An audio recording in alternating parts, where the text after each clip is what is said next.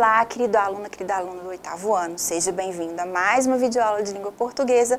Eu sou a professora Nadi e continuo te acompanhando durante seus estudos. Bom, a aula de hoje a gente vai continuar falando sobre um pouquinho de dicas de estudo que vão te ajudar a se preparar não só para a língua portuguesa, como também para outras matérias. Na aula passada, a gente falou um pouquinho sobre alguns gênios que não conseguiram se sair bem na escola, apesar de serem muito inteligentes. Que é o caso, por exemplo, do Albert Einstein, do Thomas Edison, do Benjamin Franklin, do Steve Jobs e do Bill Gates, que não se saíram muito bem na escola, mas se saíram muito bem e contribuíram muito com as suas descobertas para a humanidade. E por que será que eles não se saíram bem na escola? Bom, porque existem 9 tipos diferentes de inteligência. E, quem sabe, o tipo de inteligência que predominava nesses gênios não era contemplado pelas metodologias da escola da época que eles estudavam. E tendo essa informação, a gente consegue melhorar as nossas técnicas de estudo. Identificando o seu tipo de inteligência, você vai conseguir aprender mais rápido, com mais facilidade, de maneira mais significativa e prazerosa. Bom, e o psicólogo e pesquisador que descobriu esses 9 tipos de inteligência foi o Howard Gardner. Isso nem é novo, isso é da década de 80, mas esses estudos foram aprimorados, né? A gente tem mais informação nos dias de hoje, mas continua sendo aí uma teoria muito atual, muito bacana. E olha só, são esses aqui os principais tipos. Vamos falar um pouquinho mais de cada um deles? Olha só, inteligência espacial. Ela está ligada à capacidade de processar informações tridimensionais e diferenciar cores, linhas, espaços, figuras e formas. As pessoas que têm esse tipo de inteligência predominante, elas têm competência e costumam associar imagens a conteúdos e situações para conseguirem fixar o contexto, já que são boas observadoras. Então, são aquelas pessoas que têm uma memória visual muito boa, que lembram do que tinha desenhado no quadro, que lembram das imagens do livro que ela estava estudando, que tem facilidade com a trigonometria. Bom, segundo tipo, corporal sinestésica. Tem boa coordenação corporal, possuem reflexos apurados, movimentos precisos, gostam de aulas práticas com montagem, construções, objetos, simulações. Elas gostam do movimento, elas gostam de praticar esportes, elas gostam de fazer anotações. Bom, musical, o próprio nome diz, né? Essas pessoas têm muita habilidade com música, com instrumentos, com ritmos, com canções e também têm muita habilidade aí com as emoções, né? São pessoas muito sensíveis, enfim. A intrapessoal é aquela pessoa que é voltada para dentro de si mesma. Então, geralmente, ela é um pouco mais tímida, às vezes mais solitária, ela fica mais à vontade quando ela está sozinha, ela gosta de trabalhar ou estudar de maneira mais individual e ela se destaca, às vezes, na escrita, na pesquisa, em projetos, mas quando são feitos de maneira independente, certo? Então, às vezes, ela não se sai muito bem se ela precisa se inteirar com outros estudantes e não tem nada de errado nisso. A interpessoal é o contrário, são pessoas que são bastante populares, gostam de estar em grupos, gostam de coordenar esses grupos, gostam de liderar. Então, elas têm uma grande capacidade de interagir e lidar com pessoas. Elas demonstram o melhor desempenho se elas trabalham em equipes, elas gostam de discussões, gostam de organizar os trabalhos, os eventos. Bom, o sexto tipo de inteligência é o lógico-matemática. Bom, o próprio nome também já trouxe informação para nós, né? Essas pessoas têm grande capacidade de identificar padrões lógicos, seguindo linhas de raciocínio. Elas conseguem desenvolver raciocínios lógicos, solucionar problemas facilmente, gostam de aprender por meio de resolução, classificação, tabelas, gráficos, né? São os matemáticos aí da área. Linguística, bom, essa aí é a minha área, né? Essa é a minha praia. São aquelas pessoas que têm capacidade de usar a linguagem na transmissão de ideias, tanto na forma escrita quanto na forma oral. Elas têm grande facilidade de aprender idiomas, línguas estrangeiras, e elas gostam também muito da leitura e da produção de textos. Elas gostam de fazer resenhas, resumos, né? E dessa maneira elas têm facilidade para aprender. O existencial é aquele mais filósofo, que gosta de questionar assuntos que envolvem o mundo, o sentido da vida, a existência humana. Eles gostam também, são muito ligados aos hábitos familiares, às crenças, né? Então, são aí mais desse mundo da filosofia, do pensamento. Os naturalistas são aqueles que são voltados para o meio ambiente, né? Os biólogos, os veterinários, né? Eles têm muita sensibilidade em relação à natureza, aos animais, ao meio ambiente. E uma forma de estimular essa competência é fazer atividades ao ar livre, vivenciar experiências com a natureza, cuidar dos animais, cuidar das plantas. Então, esses são os 9 principais tipos de inteligência. Já identificou aí qual é a sua? Bom, na aula anterior a gente fez um testezinho. Se você não fez ainda, que tal a gente buscar um aí para certificar qual é o seu tipo de inteligência?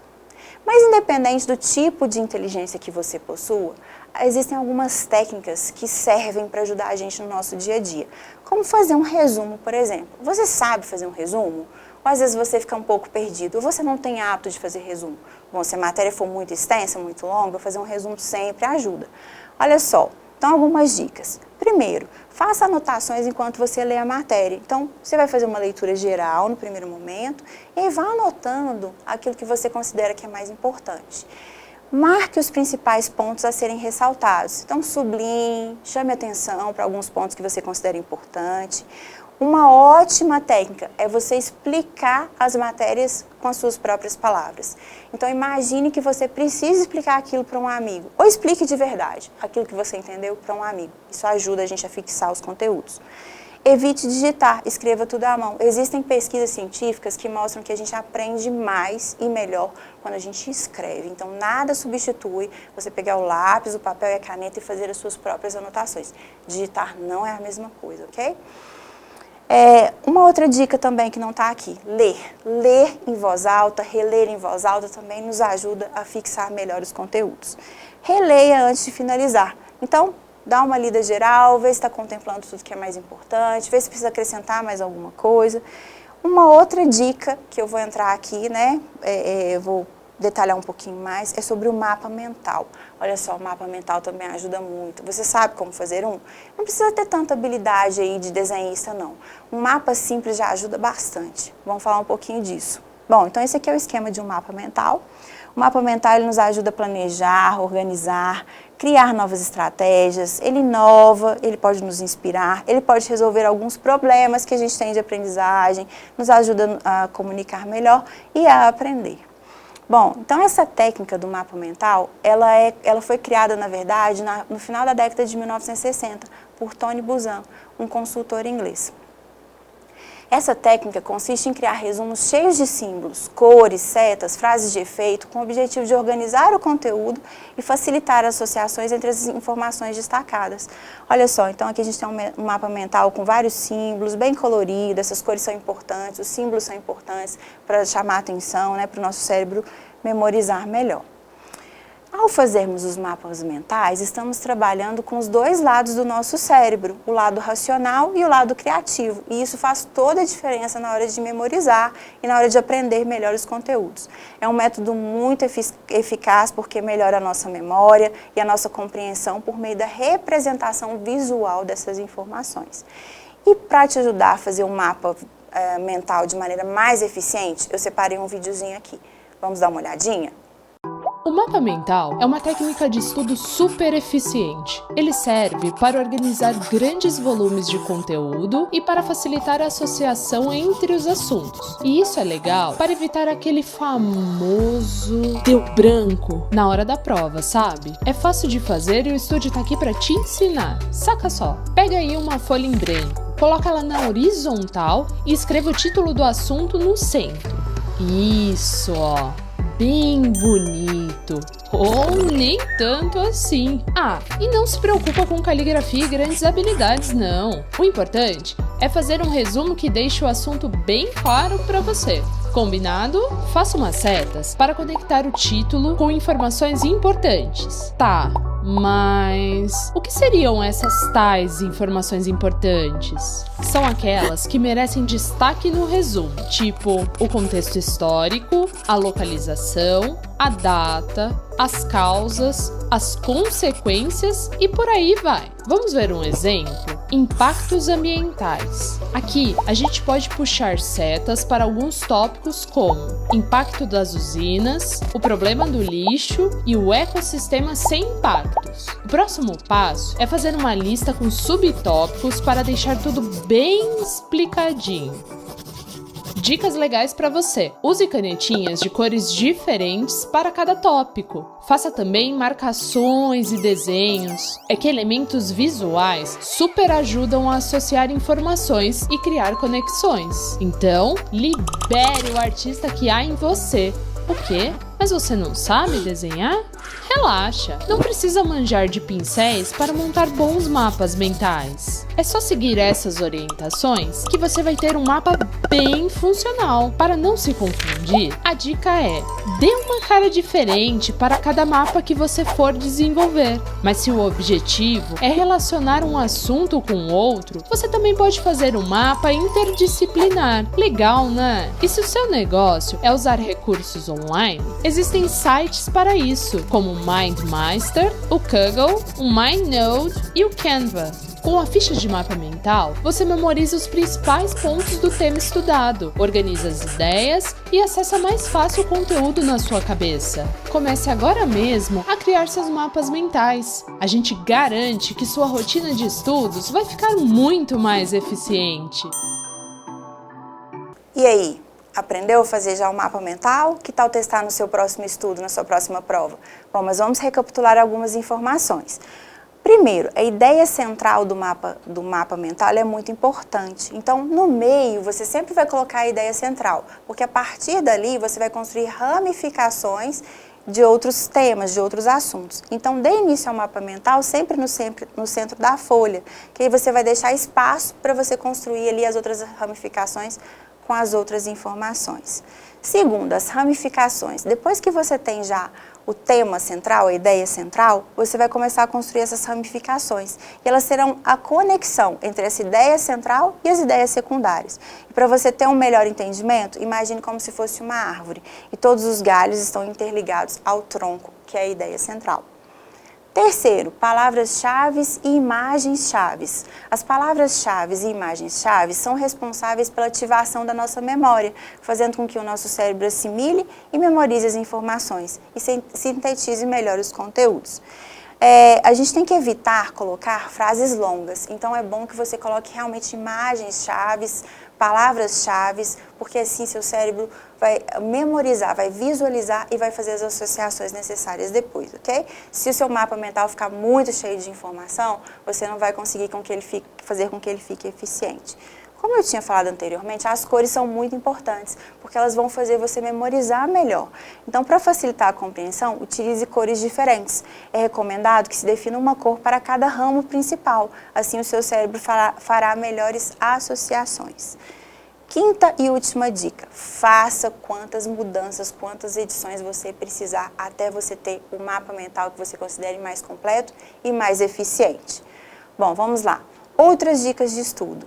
Faça um cronograma e seja disciplinado, tenha sempre um horário de estudo diariamente para você repassar a matéria que você viu durante aquele dia. Organize seu local de estudo, que seja um ambiente limpo, tranquilo, iluminado, arejado. Estudar em um lugar muito confortável, como no seu quarto, em cima da sua cama, por exemplo, não funciona, porque a sua tendência é relaxar e aí se você estiver cansado, você vai acabar pegando no sono e não vai estudar. Esteja fisicamente bem. Então, esteja motivado, esteja preparado, esteja acordado. Se precisar, lava o rosto, toma água gelada. 4. Leia, mas escreva também. Olha só, digitar não é a mesma coisa de escrever. Há estudos que mostram que a gente aprende mais quando a gente escreve, porque a gente ativa áreas diferentes do nosso cérebro. Ler em voz alta também faz com que a gente aprenda melhor.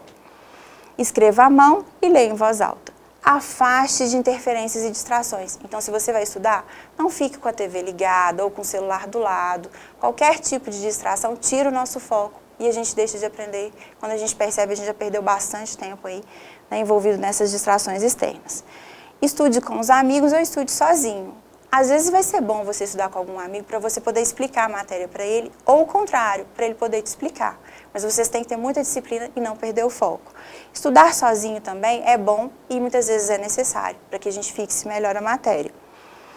Faça resumos, esquemas, mapas mentais, né, como a gente acabou de ver. Estude com antecedência. Não adianta você querer que seu cérebro aprenda muitas coisas ou retenha muitas informações um dia antes da prova. Isso não vai funcionar.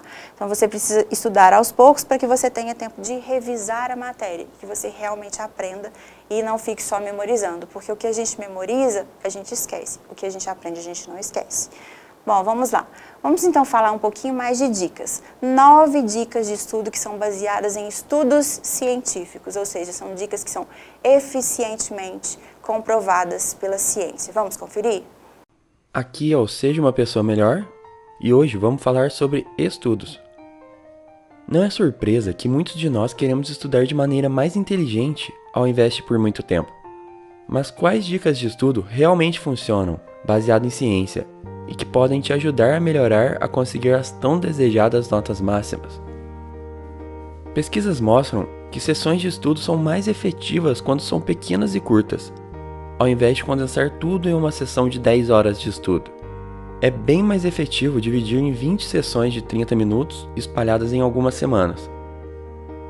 Isso acontece porque seu cérebro fixa melhor a informação com sessões curtas e repetitivas ao invés de uma sessão longa. E é também por isso que aprender diferentes habilidades, seja cantar, jogar ping-pong ou aprender a tocar algum instrumento, segue basicamente esse mesmo formato. Dica número 1. Divida seu estudo em pequenas sessões espalhadas durante semanas. Enquanto estudar a noite toda pode ser quase um ritual, na verdade, isso se relaciona muito mais às notas mais baixas. Após sessões noturnas de estudo prolongadas, foi comprovado que o raciocínio e a memória podem ser afetadas negativamente por até 4 dias inteiros. Ao contrário, determinando horários específicos em um dia ou ao longo da semana, apenas para estudar, prepara seu cérebro a criar uma rotina. Rotina é a base da eficiência, qualquer que seja o assunto.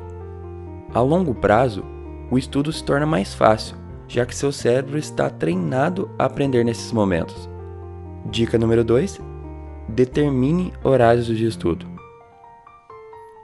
Enquanto muitos de nós passamos incontáveis horas relendo passivamente anotações e grifando o livro, estudos mostraram que isso não é tão efetivo. Isso não melhora significantemente seu entendimento de temas, nem melhora a conexão entre conceitos-chave. Pode em muitos casos até ser prejudicial, pois pode desviar sua atenção para informações menos importantes. Cartões de memória, por outro lado, têm se mostrado como excelentes ferramentas de reforço para a memória, seja durante seu cronograma de estudos ou fora dele, como no caminho de ônibus de volta para casa. Para quem ainda não sabe, eles funcionam da seguinte maneira: você escreve uma pergunta em um dos lados do cartão e a resposta no verso. Quando diversos cartões estiverem disponíveis, basta usá-los nos momentos oportunos e testar seu conhecimento. Dica número 3. Use cartões de memória. E já vamos direto para a dica número 4. Tenha um objetivo específico para cada sessão de estudo. Da mesma forma que um arqueiro nunca acertará alguma coisa se ele não tiver um alvo, não há força de vontade que ajude quando não temos um objetivo a cumprir. Ao invés de estudar sem objetivo, escolha um tema para se focar, seja equilibrar reações químicas ou aprender a tocar determinada música. E agora, como já disse Einstein certa vez, se você não consegue explicar algo de modo simples, é porque ainda não entendeu bem a coisa. Pesquisas em que pessoas tiveram que aprender uma parte de um texto e que para metade delas foi dito que elas seriam avaliadas sobre o material, enquanto que para outra metade foi dito que elas teriam que ensinar a outros estudantes, os participantes que tiveram que ensinar compreenderam melhor os pontos importantes. Quando você se prepara para ensinar um conteúdo a alguém, seu cérebro organiza a informação de uma forma mais lógica e coerente. É mais ou menos o que eu faço aqui. Tento organizar as ideias de uma forma lógica e coerente para passar para vocês. Dica número 5. Ensine alguém. Lógico que não iria deixar essa para trás. Dica número 6. Faça simulados. O simulado não só avalia o desempenho do seu cérebro, mas também quando você comete erros, ele te ajuda a identificar as lacunas em seu conhecimento. Também já foi mostrado que simulados aumentam a confiança e assim levam a melhores desempenhos. E aí, onde você deveria estudar? Pesquisas indicam que ter um local designado para estudo e que seja bem equipado com todas as ferramentas que você precisa é o melhor lugar para estudar. Assim como designar horários, ter um espaço usado somente para o estudo prepara seu cérebro, fazendo com que ocorra o efeito priming, que já foi citado no vídeo do livro Rápido e Devagar, de Daniel Kahneman. Nesse caso, ele ajuda seu cérebro a associar local de estudo com o estudo em si. Dica número 7. Defina um lugar de estudo. E aí, você tem uma playlist fantástica para estudar? Não tão rápido.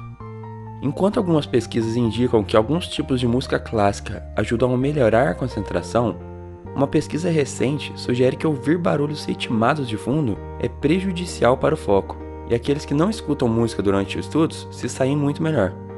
Dica número 8. Estude sem música. E finalizando com a dica número 9, se você ainda não fez, deixe seu celular de lado.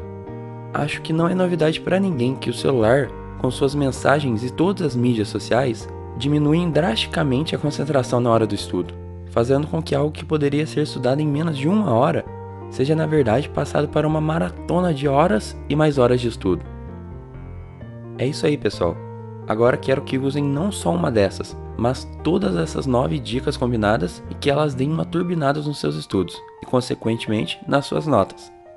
Bom, tenho certeza que você gostou desse vídeo, que você vai aplicar no seu dia a dia. Mas vamos lá, olha só, tem um outro teórico aqui que eu quero mostrar para você. É o psiquiatra William Glasser. Ele foi pesquisar sobre como nós aprendemos. Então, ele utilizou várias análises aí de ferramentas diferentes de estudo para chegar à conclusão que ele chegou.